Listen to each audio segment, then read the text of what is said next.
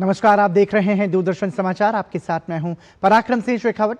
बताएंगे आपको इस वक्त से जुड़ी बड़ी और महत्वपूर्ण खबरें। समाचार की शुरुआत सुर्खियों के साथ। 20 जुलाई से शुरू होगा संसद का मानसून सत्र। सरकार ने 19 तारीख को बुलाई संसद सत्र से पहले सर्वदलीय बैठक। सत्र के एजेंडे और प्रमुख विधायी कार्यों पर होगी चर्चा। विपक्ष की ओर से प्रधानमंत्री मोदी के विदेश दौरे पर सवाल उठाए जाने पर भड़की भाजपा। पूछा सवाल, आखिर कहां गायब हैं राहुल गांधी? 10 जुलाई को प्रयागराज के बाद जाना था पटना, कहीं विदेश में तो नहीं?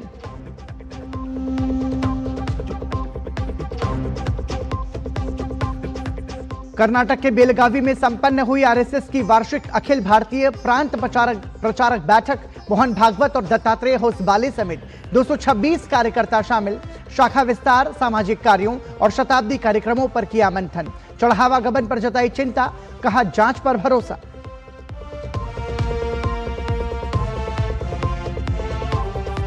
ओमान के तट के पास भारतीय चालक दल वाले जहाज पर हुए हमले की विदेश मंत्रालय ने की कड़ी निंदा। 10 भारतीय नागरिक सुरक्षित, 1 के लापता होने की खबर। कूटनीतिक समाधान की दोहराई बात।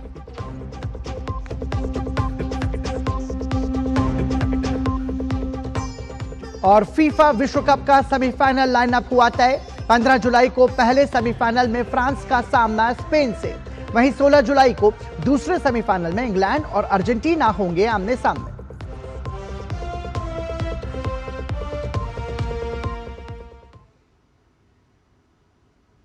और सुर्खियों के बाद खबरों पर नजर विस्तार से। सरकार ने संसद के आगामी मानसून सत्र के सुचारू संचालन के लिए सर्वदलीय बैठक बुलाई है। यह बैठक 19 जुलाई को आयोजित की जाएगी, जिसमें विभिन्न राजनीतिक दलों के नेताओं को आमंत्रित किया गया है। संसद का मानसून सत्र 20 जुलाई से शुरू हो रहा है। इस सर्वदलीय बैठक में सरकार सत्र के एजेंडे, प्रमुख विधायी कार्यों और अन्य महत्वपूर्ण मुद्दों पर चर्चा करेगी। इसके साथ ही सरकार सभी राजनीतिक दलों से सत्र के दौरान सदन की कार्यवाही को व्यवस्थित और शांतिपूर्ण तरीके से चलाने में सहयोग का आग्रह करेगी। हिंद महासागर क्षेत्र में भारत की कूटनीतिक सक्रियता को लेकर भाजपा ने प्रधानमंत्री नरेंद्र मोदी की विदेश नीति को महत्वपूर्ण बताया है। भाजपा प्रवक्ता संबित पात्रा ने कहा कि प्रधानमंत्री मोदी की सेशल्स और इंडोनेशिया यात्राओं के जरिए हिंद महासागर के पश्चिमी और पूर्वी हिस्सों के देशों के साथ रणनीतिक संबंधों को मजबूती मिली। प्रधानमंत्री सेशल्स गए थे। ये सेशल्स है, ये इंडियन ओशन है। यह सेशल्स जो देश है वो इंडियन ओशन के वेस्टर्न साइड में है, western side of Indian ocean, पूर्वी तट पे। और दूसरी तरफ आप देख सकते हैं इंडोनेशिया, ये इंडोनेशिया है। ये इंडोनेशिया इंडियन ओशन के ईस्टर्न साइड में है, पूर्वी छोर पे है। तो इंडियन ओशन के वेस्टर्न छोर से इंडियन ओशन के वेस्टर्न छोर तक ये एक स्ट्रैटेजिक अलायंस रहा। आप सोच करके देखिए, एक कोने में सेशल्स, दूसरे कोने में इंडोनेशिया। दोनों कोनों को लामबंद कराना अपने इंटरेस्ट के लिए यह भारतवर्ष के प्रधानमंत्री ने करके दिखाया। वहीं हिंद महासागर क्षेत्र की बात इंडो पैसिफिक क्षेत्र में भारत की कूटनीतिक पहुंच को लेकर भी भाजपा ने प्रधानमंत्री नरेंद्र मोदी की विदेश यात्राओं का जिक्र किया है। संबित पात्रा ने कहा कि इंडोनेशिया के बाद प्रधानमंत्री मोदी ऑस्ट्रेलिया और न्यूजीलैंड गए थे। उन्होंने कहा कि इन यात्राओं से इंडो पैसिफिक क्षेत्र में भारत के रणनीतिक, आर्थिक और सांस्कृतिक संबंधों को मजबूती मिली। माननीय प्रधानमंत्री अब इंडोनेशिया के बाद ऑस्ट्रेलिया गए, पैसिफिक के उसी लाइन में ऑस्ट्रेलिया गए और फिर न्यूजीलैंड गए। इन तीनों के विजिट से, इन तीनों के आपस के आचार विचार से इंडो पैसिफिक और इंडियन ओशन, ये दोनों क्षेत्र पे एक जबरदस्त पकड़, सामरिक, आर्थिक, वैचारिक और आर्थिक, इकोनॉमिकल, स्ट्रैटेजिक और उसके साथ साथ आप पीपल्स सेंट्रिक, जनता के बीच आदान प्रदान का, कल्चर का, इन सब का एक बहुत बड़ा सेतु बंधा। भाजपा ने प्रेस कॉन्फ्रेंस के जरिए प्रधानमंत्री मोदी की 3 देशों की यात्रा की जानकारी दी। साथ ही लगे हाथ भाजपा ने एक बार फिर कांग्रेस पर भी पलटवार किया। प्रधानमंत्री मोदी के दौरे पर सवाल उठाने वाली कांग्रेस पर भाजपा ने कांग्रेस को आड़े हाथ लिया। भाजपा पूछ रही है कि राहुल गांधी अभी कहां हैं? 10 जुलाई को उनका प्रयागराज और फिर पटना जाने का कार्यक्रम था, मगर वो अचानक गायब हो गए। राहुल बाबा कहाँ है? ढूंढिए जरा, कहाँ है? उनका कुछ होने वाला था, प्रयागराज में कोई कार्यक्रम 10 जुलाई को पोस्टपोन्ड हो गया। पटना में भी कार्यक्रम था, वह भी पोस्टपोन्ड हो गया। इसमें कोई स्टैंप लगा हुआ है, लंदन, आइसलैंड, जर्मनी, पता नहीं कहाँ है। वह भी टूर कर रहे हैं। यह प्रधानमंत्री जी भी टूर में गए, राहुल गांधी जी भी टूर में गए। प्रधानमंत्री जी देश को जिता के आए और राहुल गांधी जी बंद कमरे में जरूर, मैं लिख के देता हूं, पता आप लगाइए, जरूर बंद कमरे में षड्यंत्र रच रहे होंगे कि जो अच्छे काम नरेंद्र मोदी जी के नेतृत्व में हुआ है, किस प्रकार से उसमें भंग डाला जाए, रंग में कैसे भंग डाला जाए, उसका प्रयास कांग्रेस के राहुल गांधी जरूर कर रही होगी। केंद्रीय गृह एवं सहकारिता मंत्री अमित शाह आज अहमदाबाद के दौरे पर हैं, जहां उन्होंने एक भव्य और व्यापक सामूहिक वृक्षारोपण अभियान की शुरुआत की है। इस अभियान के तहत गृह मंत्री ने अहमदाबाद के साइंस सिटी स्थित साइंस डोम में पौधा लगाकर पौधारोपण अभियान का शुभारंभ किया। इसके साथ ही उन्होंने शहर के विभिन्न क्षेत्रों में आयोजित की जा रही वृक्षारोपण गतिविधियों में भी सक्रिय रूप से हिस्सा लिया। आपको बता दें कि यह विशाल अभियान अहमदाबाद नगर निगम और कई अग्रणी सामाजिक संस्थाओं के आपसी सहयोग से चलाया जा रहा है, जिसका मुख्य उद्देश्य पूरे अहमदाबाद शहर और गांधीनगर लोकसभा क्षेत्र में पर्यावरण का संतुलन बेहतर करना है। इस महाअभियान के अंतर्गत गांधीनगर संसदीय क्षेत्र में बड़े पैमाने पर पौधारोपण करने और ऑक्सीजन पार्क्स का तेजी से विकास करने की योजना बनाई गई है। इस मुहिम की सबसे खास बात यह है कि इसमें केवल प्रशासन ही नहीं, बल्कि विभिन्न सामाजिक संगठनों, युवाओं और आम नागरिकों की भागीदारी को भी बड़े स्तर पर सुनिश्चित किया जा रहा है, ताकि पर्यावरण संरक्षण के इस कार्य को एक व्यापक जन आंदोलन का रूप दिया जा सके। उत्तर प्रदेश में आज से महावृक्षारोपण 2026 अभियान शुरू किया जा रहा है। एक पेड़ मां के नाम अभियान के तहत पूरे प्रदेश में एक ही दिन में 35 करोड़ से अधिक पौधे रोपे जाएंगे। इस अवसर पर मुख्यमंत्री योगी आदित्यनाथ ने गोरखपुर के सहजनवा में लिंक एक्सप्रेसवे के किनारे पौधारोपण किया। गोरखपुर में पवित्र त्रिवेणी वृक्षारोपण एवं विकास उद्यान बनाया जाएगा। राज्यपाल आनंदीबेन पटेल लखनऊ में जनभवन में पौधारोपण करेंगी। दोनों उप मुख्यमंत्री, केंद्रीय व राज्य मंत्री, न्यायपालिका, प्रशासन, सेना, शिक्षण संस्थान और लाखों नागरिक प्रदेश भर में पौधे लगाकर इसे जन आंदोलन का स्वरूप देंगे। सरकार का दावा है कि यह केवल पौधारोपण नहीं, बल्कि पर्यावरण संरक्षण, जलवायु परिवर्तन से मुकाबला और जन भागीदारी का सबसे बड़ा अभियान होगा। केंद्रीय कृषि मंत्री शिवराज सिंह चौहान ने कहा कि प्रधानमंत्री नरेंद्र मोदी ने जलवायु परिवर्तन के संकट से निपटने के लिए 2070 तक शून्य कार्बन उत्सर्जन नेट जीरो का लक्ष्य रखा है, जिसे हासिल करने के लिए सामूहिक प्रयास की आवश्यकता है। आज नई दिल्ली में आयोजित वृक्ष मित्र संवाद कार्यक्रम को संबोधित करते हुए कृषि मंत्री ने कहा कि जलवायु परिवर्तन से निपटने के लिए प्रधानमंत्री मोदी ने मिशन लाइफ जैसे विकल्प दिए हैं और सरकार के साथ साथ समाज को भी इस दिशा में प्रयास करना होगा। शिवराज सिंह चौहान के मुताबिक जलवायु परिवर्तन के संकट से अगर जल्द निपटा नहीं गया तो यह हमारे अस्तित्व पर ही संकट पैदा कर देगा। कृषि मंत्री शिवराज सिंह चौहान ने इस मौके पर पर्यावरण संरक्षण संकल्प के तहत वृक्षारोपण भी किया।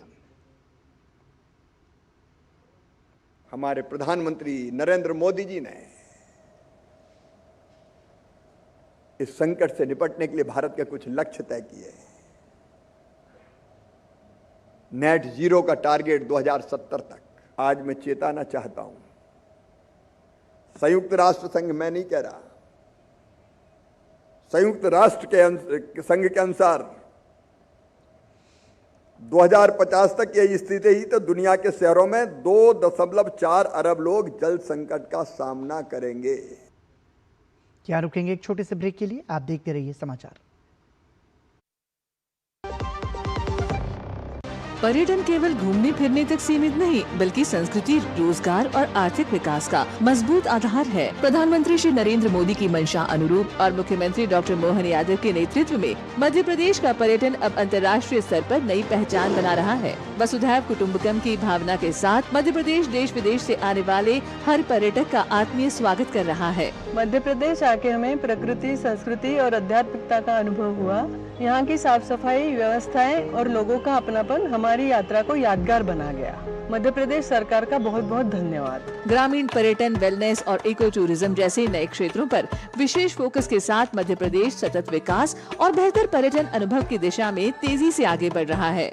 धार्मिक पर्यटन की दृष्टि से और अन्य पर्यटकों की दृष्टि से अगर कोई पर्यटक आए किसी राज्य में, हाँ हमें गर्व है मध्य प्रदेश वो स्थान है जहाँ सर्वाधिक रूप से टूरिज्म का सेक्टर सबसे अच्छी गति से बढ़ा। कदम तैयार है, बिल्कुल तैयार है, कदम तैयार है, बिल्कुल तैयार है, जी जाने से तैयार है, इसीलिए तो हम लहरों के पहरेदार हैं। जय भारती, जय भारती, हम हैं नौसेना, हम हैं भारत के सारथी। जय भारती, जय भारती, हम हैं नौसेना, हम हैं भारत के सारथी, सारथी, सारथी। जब धरती चीर कर निकलता है लोहे का पत्थर और मिलता है मोंगिया के जोश से, फिर तपता है, पिघलता है और बनता है फौलाद। अब होता है सरिया सारी खूबियों के साथ। मोंगिया स्टील, मजबूत देश का मजबूत सरिया। गोल्डी छोले मसाले, जहाँ जाए रिश्ते बनाए। गोल्डी लाए हैं फ्रेश लॉक टेक्नोलॉजी, जो रखे मसालों को हर समय फ्रेश। ब्रेक के बाद एक बार फिर आपका स्वागत है। आप देख रहे हैं दूरदर्शन समाचार। अयोध्या में राम मंदिर निर्माण समिति की 3 दिवसीय बैठक के तीसरे दिन समिति के अध्यक्ष नृपेंद्र मिश्र ने बैठक में लिए गए महत्वपूर्ण फैसलों की जानकारी दी। नृपेंद्र मिश्र ने बताया कि राम मंदिर के निर्माण पर कुल 1600 से 1800 करोड़ रुपए की लागत आने का अनुमान है। उन्होंने मंदिर में श्रद्धालुओं की संख्या घटने की चर्चाओं को भी खारिज करते हुए कहा कि दर्शन के लिए आने वाले भक्तों की कोई कमी नहीं है। मेरा अनुमान है 1600 से 1800 करोड़ रुपए में मंदिर की पूर्ति होगी, जिसमें संग्रहालय की भी धनराशि जुड़ी है। अनेक श्रद्धालुओं से बात करने के बाद मैं आपको आश्वस्त करूंगा कि कहीं एक मात्र भी उनके मन में यह नहीं था कि इस मंदिर में व्यवस्था या मंदिर में भगवान राम के प्रति आस्था या जो अर्चना होती है, आरती होती है, कहीं पर कोई शिकायत नहीं थी। राष्ट्रीय स्वयंसेवक संघ की वार्षिक अखिल भारतीय प्रांत प्रचारक बैठक कर्नाटक के बेलगावी में संपन्न हो गई। बैठक में सरसंघचालक डॉक्टर मोहन भागवत, सरकारवाह दत्तात्रेय होसबाले सहित कुल 226 प्रमुख कार्यकर्ता उपस्थित रहे। बैठक में श्री राम जन्मभूमि मंदिर की दान पेटी चढ़ावे की गिनती में हुई अनियमितता की घटना पर गहरी चिंता और दुख व्यक्त किया गया।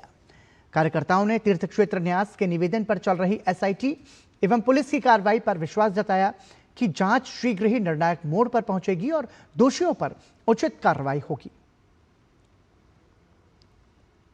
बैठक में सभी ने श्री राम जन्मभूमि मंदिर में दान पेटी चढ़ावे की गिनती में हुई अनियमितता की घटना पर दुख व्यक्त किया तथा तीर्थ क्षेत्र न्यास के निवेदन पर चल रही एसआईटी व पुलिस कार्रवाई निर्णायक मोड़ पर पहुंचेगी, यह विश्वास व्यक्त किया। तीर्थ क्षेत्र न्यास से यह अपेक्षा की गई है कि वह सुनिश्चित करें कि भविष्य में ऐसी कोई घटना न हो जिससे समस्त राम भक्तों की राम मंदिर के प्रति श्रद्धा व गहरी आस्था पर आघात हो। आरएसएस की बैठक में ड्रग्स के बढ़ते दुष्प्रभावों पर भी गहरी चिंता जताई गई। कार्यकर्ताओं ने नशा मुक्ति अभियान को प्राथमिकता देने और समाज में जागरूकता फैलाने के लिए व्यापक प्रयासों की आवश्यकता पर बल दिया। ड्रग्स का जो बढ़ता दुष्प्रभाव है, इसके बारे में यहाँ चिंता की गई है और यथाशीघ्र नशा मुक्ति के लिए प्राथमिकता से अनेक प्रकार के प्रयासों के बारे में भी यहाँ पर चर्चा हुई है। कर्नाटक की राजनीति से जुड़ी एक बड़ी खबर सामने आई है। राज्य के लोकायुक्त ने चामराजपेट से कांग्रेस विधायक और पूर्व मंत्री बीजेड जमीर अहमद खान के खिलाफ अभियोजन चलाने की अनुमति मांगी है। यह मामला चर्चित IMA घोटाले से जुड़े आय से अधिक संपत्ति के आरोपों से संबंधित है। लोकायुक्त ने इस मामले में एक विस्तृत जांच रिपोर्ट तैयार की है, जो 1000 पन्नों से भी अधिक की है। इस रिपोर्ट को राज्यपाल थावरचंद गहलोत को सौंप दिया गया है। चूंकि ये मामला जमीर अहमद खान के 2005 से 2014 के बीच मंत्री रहने के कार्यकाल से जुड़ा है, इसलिए कानूनी प्रक्रिया के अनुसार अभियोजन की मंजूरी देने का अधिकार राज्यपाल के पास है। रिपोर्ट में कहा गया है कि जमीर अहमद खान के पास उनकी घोषित आय से 25 करोड़ रुपए से अधिक की संपत्ति है। लोकायुक्त पुलिस ने राज्यपाल से अनुरोध किया है कि उन्हें लोकायुक्त कोर्ट में अभियोजन शिकायत दर्ज करने की अनुमति दी जाए। अगर राज्यपाल मंजूरी दे देते हैं तो लोकायुक्त सक्षम अदालत में चार्जशीट दाखिल करेगी। उपराष्ट्रपति सीपी राधाकृष्णन ने आज देश के प्रसिद्ध सामाजिक सुधारक और स्वतंत्रता सेनानी मन्नाथु पद्मनाभन की प्रतिमा का अनावरण किया। इस अवसर पर उन्होंने मन्नम स्मृति मंडपम का भी उद्घाटन किया। कार्यक्रम में पेट्रोलियम और प्राकृतिक गैस तथा पर्यटन राज्य मंत्री सुरेश गोपी और पश्चिम बंगाल की पूर्व राज्यपाल डॉक्टर CV आनंद बोस भी उपस्थित रहे। यह आयोजन मन्नाथु पद्मनाभन के सामाजिक सुधार, शिक्षा के प्रसार और राष्ट्र निर्माण में उनके उल्लेखनीय योगदान को सम्मानित करने के उद्देश्य से किया गया। आपको बता दें कि मन्नाथु पद्मनाभन ने समाज में समानता, सामाजिक जागरूकता और संगठनात्मक नेतृत्व को नई दिशा देने में महत्वपूर्ण भूमिका निभाई थी। उनके विचार और कार्य आज भी सामाजिक परिवर्तन और राष्ट्र सेवा के लिए प्रेरणा स्रोत माने जाते हैं। न्यायिक बुनियादी ढांचे को सशक्त बनाने की दिशा में हरियाणा को आज एक बड़ी सौगात मिली। सुप्रीम कोर्ट के मुख्य न्यायाधीश सूर्यकांत और हरियाणा के मुख्यमंत्री नायब सिंह सैनी ने गुरुग्राम में अत्याधुनिक नवनिर्मित जिला न्यायालय परिसर टावर ऑफ जस्टिस का उद्घाटन किया।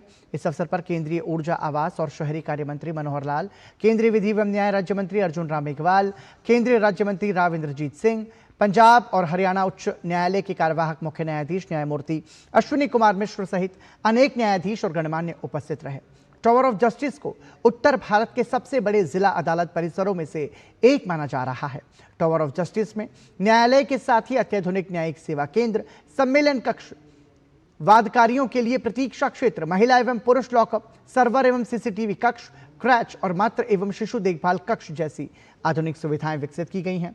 इसके अतिरिक्त परिसर में अलग से escalator block, video conferencing, CCTV network, line system और निर्बाध विद्युत आपूर्ति की व्यवस्था भी की गई है, जिससे न्यायिक कार्यवाही अधिक पारदर्शी, सुरक्षित और तकनीक आधारित बन सकेगी। इस दौरान चीफ जस्टिस सूर्यकांत शर्मा और केंद्रीय मंत्री मनोहर लाल ने न्यायिक परिसर के निर्माण में योगदान देने वाले श्रमिकों को सम्मानित भी किया। मुख्य न्यायाधीश सूर्यकांत शर्मा ने समारोह को संबोधित करते हुए बताया कि टावर ऑफ जस्टिस में अत्याधुनिक तकनीक का विशेष ध्यान रखा गया, जिससे लंबित मामलों को सुलझाने में विलंब नहीं होगा। इसके अलावा उन्होंने ये भी बताया कि न्यायालय कक्षों, कॉन्फ्रेंस रूम, मीडिएशन सेंटर और अन्य सुविधाओं को आधुनिक तकनीक से लैस किया गया है, जिससे न्यायिक कार्रवाई अधिक सुगम, पारदर्शी और दक्ष बन सकेगी।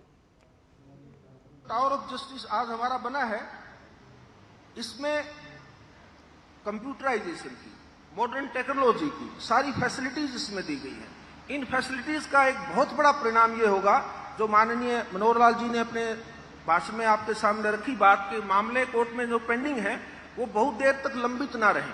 तो एक्सपीडिशियस डिस्पोजल के लिए, स्पीडी जस्टिस प्रोवाइड करने के लिए टेक्नोलॉजी आज एक बहुत बड़ा अहम हमारा एक साधन है, और वो टेक्नोलॉजी का हम यूज तभी कर पाएंगे, उसकी ऑप्टिमम यूटिलाइजेशन तभी कर पाते हैं जब उसके लिए बिल्डिंग में इंफ्रास्ट्रक्चरल फैसिलिटीज प्रोवाइड की जाए। तो मुझे इस बात की खुशी है कि इस बिल्डिंग में उन सारी सुविधाओं का पूर्ण रूप से ध्यान दिया गया है, और हर कोर्ट रूम को, चाहे वो उसकी बाकी कॉन्फ्रेंस रूम है या कोई भी मीडिएशन रूम है, जितने भी इसमें बाकी जो फैसिलिटीज आएंगी उन सब में टेक्नोलॉजी का भरपूर यूज होगा, ऐसी सुविधाएं इसमें प्राप्त की गई हैं। केंद्रीय विधि एवं न्याय राज्य मंत्री अर्जुन राम मेघवाल ने गुरुग्राम के टावर ऑफ जस्टिस को न्यायिक सुधारों की दिशा में एक महत्वपूर्ण उपलब्धि बताया। अर्जुन राम मेघवाल ने यह भी कहा कि देश इस समय व्यापक परिवर्तन के दौर से गुजर रहा है, भारत केवल प्रशासनिक सुधारों तक सीमित नहीं है, बल्कि लोकतंत्र के तीनों स्तंभों के आधुनिकीकरण के माध्यम से विकसित भारत के निर्माण की दिशा में निरंतर आगे बढ़ रहा है। टावर ऑफ जस्टिस उसी रिफॉर्म जर्नी का एक जीवंत और उत्कृष्ट उदाहरण है। यह इस बात का प्रतीक है जब एग्जीक्यूटिव और जुडिशरी जनहित के उद्देश्य से कोलैबोरेटिव अप्रोच के साथ कार्य करते हैं, तब आधुनिक, सुलभ और सिटीजन सेंट्रिक जुडिशियल इंफ्रास्ट्रक्चर का निर्माण संभव होता है। आज भारत एक ऐतिहासिक और व्यापक परिवर्तन का साक्षी बन रहा है।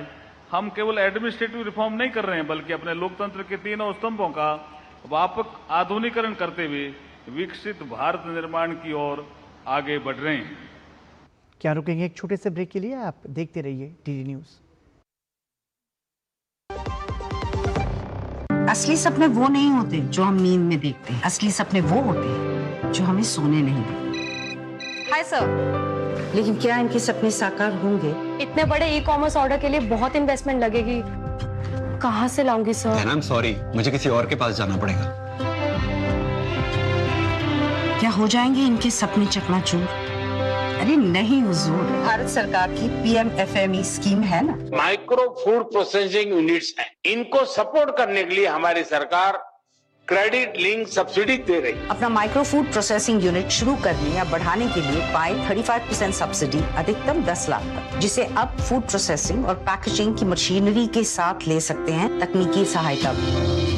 आज से हम सॉस और चटनी का भी काम शुरू करेंगे। मदद करे सरकार तो बढ़ता रहे व्यापार। एक बात समझ लीजिए, ना बीमारी दुनिया से कहीं जाने वाली है और ना ही हॉस्पिटल के खर्चे। बस आपको यह सोचना होगा कि हॉस्पिटल का बिल कौन भरेगा, आप या आपकी इंश्योरेंस पॉलिसी। आज ही पॉलिसी बाजार से हेल्थ इंश्योरेंस लीजिए। पॉलिसी बाजार पे 1 करोड़ का हेल्थ इंश्योरेंस सिर्फ 550 रुपए हर महीने से शुरू होता है।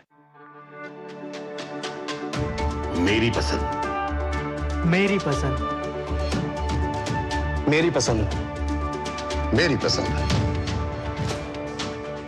हमारी पसंद, हम सबकी पसंद। मजबूत देश का मजबूत सरिया हो गया स्टील। हर जीत की शुरुआत होती है छोटे छोटे कदमों से, और हर छोटी तैयारी बदल सकती है पूरा नतीजा। क्योंकि मैदान हो या जिंदगी, छोटी से छोटी तैयारी ही देती है प्रोटेक्शन, और प्रोटेक्शन ही देता है भरोसा। जैसे LIC की बीमा लक्ष्मी, एक खास प्लान सिर्फ महिलाओं के लिए, जहां छोटी बचत दे बड़ी सुरक्षा, ताकि जिंदगी के हर मैदान में आप रहे हर पल के लिए रेडी। LIC बीमा लक्ष्मी, रखे हर पल के लिए रेडी। गोल्डी छोले मसाले, जहाँ जाए रिश्ते बनाए। गोल्डी लाए हैं फ्रेश लॉक टेक्नोलॉजी, जो रखे मसालों को हर समय फ्रेश। ब्रेक के बाद एक बार फिर आपका स्वागत। आप देख रहे हैं समाचार। अगर आपके पास भी सोशल मीडिया पर डॉक्टर्स और प्रोफेशनल्स के लिए इंटर्नशिप का कोई गूगल फॉर्म आया है तो सावधान हो जाइए। PIB फैक्ट चेक ने ऐसी वायरल पोस्ट को फर्जी बताया है। इस पोस्ट में दावा किया जा रहा है कि सूक्ष्म, लघु और मध्यम उद्यम मंत्रालय और कॉरपोरेट कार्य मंत्रालय की ओर से डॉक्टर्स और अन्य पेशेवरों के लिए इंटर्नशिप का अवसर दिया जा रहा है। PIB के मुताबिक MSME या MCA ने इस तरह के किसी भी इंटर्नशिप कार्यक्रम के लिए न तो कोई आधिकारिक अधिसूचना जारी की है और न ही कोई आवेदन फॉर्म जारी किया है। PIB ने अपनी पोस्ट में अपील की है कि ऐसे संदिग्ध लिंक या वेब पेज पर क्लिक ना करें और किसी भी अनधिकृत मंच पर अपनी व्यक्तिगत जानकारी साझा करने से बचें। किसी भी सरकारी योजना या सूचना की पुष्टि केवल आधिकारिक सरकारी वेबसाइट्स और सत्यापित स्रोतों से ही करें। महाराष्ट्र के नागपुर में भारत की अध्यक्षता में आयोजित तीसरी ब्रिक्स परिवहन मंत्रियों की बैठक संपन्न हो गई। बैठक में सभी सदस्य देशों ने सर्वसम्मति से मंत्री स्तरीय घोषणा पत्र को अपनाया। इस घोषणा पत्र में सस्टेनेबल एविएशन फ्यूल, परिवहन क्षेत्र के decarbonisation, circular infrastructure, urban mobility hub, logistics, supply chain सहयोग और ब्रिक्स रेलवे रिसर्च नेटवर्क जैसे 6 प्रमुख क्षेत्रों में सहयोग बढ़ाने पर सहमति बनी। केंद्रीय सड़क परिवहन एवं राजमार्ग मंत्री नितिन गडकरी ने सभी सदस्य देशों का आभार जताते हुए इसे ब्रिक्स देशों के बीच परिवहन सहयोग को नई दिशा देने वाला महत्वपूर्ण कदम बताया। भारत ने इन पहलों को अगली ब्रिक्स अध्यक्षता तक सुचारू रूप से आगे बढ़ाने की अपनी प्रतिबद्धता भी दोहराई है। भारत और ब्रिटेन के बीच हुए मुक्त व्यापार समझौते का लाभ 15 जुलाई से मिलना शुरू हो जाएगा। केंद्रीय वाणिज्य एवं उद्योग मंत्री पीयूष गोयल ने कहा कि इस तारीख से भारत से ब्रिटेन जाने वाले सभी उत्पादों पर आयात शुल्क शून्य हो जाएगा। इससे किसानों, मछुआरों, एमएसएमई और घरेलू उद्योगों को बड़ा फायदा मिलेगा। उन्होंने बताया कि समझौते में डबल कंट्रीब्यूशन कन्वेंशन भी शामिल है, जिसके तहत ब्रिटेन में 5 साल तक काम करने वाले भारतीय पेशेवरों को वहां के सोशल सिक्योरिटी सिस्टम में योगदान नहीं देना होगा। इससे उनकी बचत भारत के भविष्य निधि खाते में जमा होगी। पीयूष गोयल ने कहा कि यह समझौता दोनों देशों के व्यापार और आर्थिक संबंधों को नई मजबूती देगा। उन्होंने ये भी बताया कि वो व्यापारिक प्रतिनिधिमंडल के साथ 4 देशों के दौरे पर जा रहे हैं, जहां भारत यूरोपीय संघ व्यापार एवं प्रौद्योगिकी परिषद की बैठक में भी हिस्सा लेंगे। यूके के साथ जैसे हमने फ्री ट्रेड एग्रीमेंट किया, जिससे 15 तारीख से सभी सामान जो निर्यात होगा भारत से यूके बिना ड्यूटी के यूके जा सकता है। इससे हमारे मछुआरों को, हमारे किसानों को, एमएसएमई सेक्टर को, उद्यमियों को, व्यापार निर्यातकों को, सबको बड़ा लाभ होगा। ढेर सारे रोजगार के अवसर तैयार होंगे। विदेश मंत्रालय ने ओमान के तट के पास भारतीय चालक दल वाले वाणिज्यिक जहाज GFS गैलेक्सी पर हुए हमले को लेकर कड़ी प्रतिक्रिया व्यक्त की है। विदेश मंत्रालय ने रविवार को इस हमले की निंदा करते हुए कहा कि मध्य पूर्व क्षेत्र में वाणिज्यिक जहाजों पर लगातार हो रहे हमले बेहद चिंताजनक हैं। विदेश मंत्रालय ने अपने बयान में कहा कि जहाज पर सवार 11 भारतीय नागरिकों में से 10 को सुरक्षित बचा लिया गया है, जबकि एक भारतीय नागरिक के लापता होने की सूचना है। विदेश मंत्रालय ने बताया कि ओमान स्थित भारतीय दूतावास पूरे घटनाक्रम पर करीबी नजर बनाए हुए हैं और ओमानी अधिकारियों के साथ सक्रिय रूप से समन्वय कर रहा है। दूतावास चल रहे खोज और बचाव अभियान में सहयोग कर रहा है। भारत ने इस अभियान में ओमानी अधिकारियों के समर्थन के लिए उनका धन्यवाद भी किया है। विदेश मंत्रालय ने अपने बयान में कहा कि क्षेत्र में वाणिज्यिक जहाजों पर लगातार हो रहे हमले बेहद चिंताजनक हैं। भारत ने तनाव को तत्काल कम करने की अपनी अपील दोहराई है और कहा है कि क्षेत्र में शांति और स्थिरता बहाल करने के लिए चल रही बातचीत के जरिए कूटनीतिक समाधान तक पहुंचना जरूरी है। विदेश मंत्रालय ने कहा कि क्षेत्र में वाणिज्यिक जहाजों और नागरिक बुनियादी ढांचों को निशाना बनाए जाने की घटनाएं बंद होनी चाहिए। मंत्रालय ने अंतर्राष्ट्रीय कानून के अनुरूप क्षेत्र के समुद्री मार्गों पर मुक्त और निर्बाध नौवहन तथा व्यापार को जल्द से जल्द बहाल करने की आवश्यकता पर जोर दिया। इसी के साथ समाचार में अभी के लिए इतना ही। दीजिए अनुमति। नमस्कार।